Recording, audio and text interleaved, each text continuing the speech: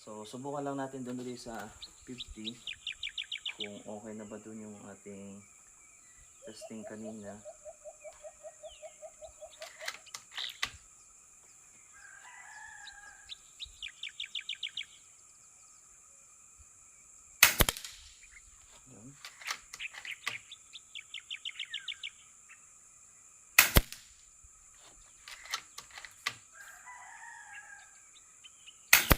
Yun. May pabigla.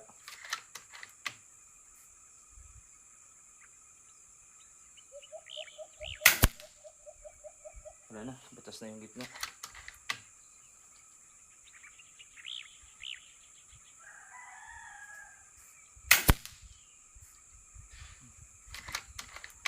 Wala na tayo takang, kaya sa ibaba na tayo tumira. Wala, lusot na. Ayan. So, ngayon naman ang gagawin natin, puputukan natin yung nasa 96 meters. Malinis na uli yung kanyang ano doon. Malinis na yung kanyang target doon. So, papakita ko na lang kung saan pumatak yung bala. Kasi wala tayong camera nakaset up doon.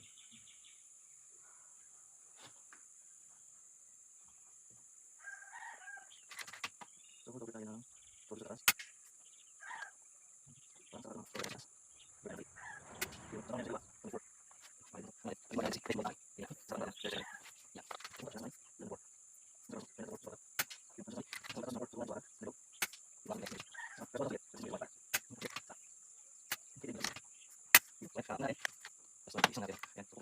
Yung target natin, no?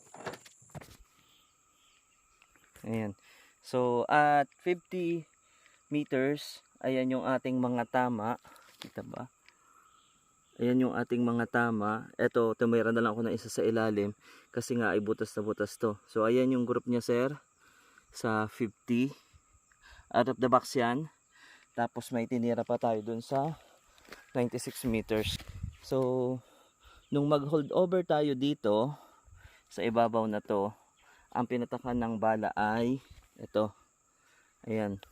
Nandyan siya sa ibabang yan. So, ang ginawa ko, nag-hold over ako ng 2 MRAD. Ito yung pinatakan. Tapos, nung itest ko uli, dito naman siya pumatak na, nung ni-check ko kung tama ito. So, dito siya pumatak. And then, sinubukan natin itong metal na to. Ayan, tinamaan. Tinamaan din natin. No? So, goods ang kanyang tama do sa ating unit. Ito, daplis lang to eh. Parang dito siya pumatak. Dito sa ibabaw na to. Dalawang tama rin eh. Ayan. So, sir, goods naman yung unit mo. As in goods. So, pwede na natin siyang ipaship. Set ko lang yung kanyang 0.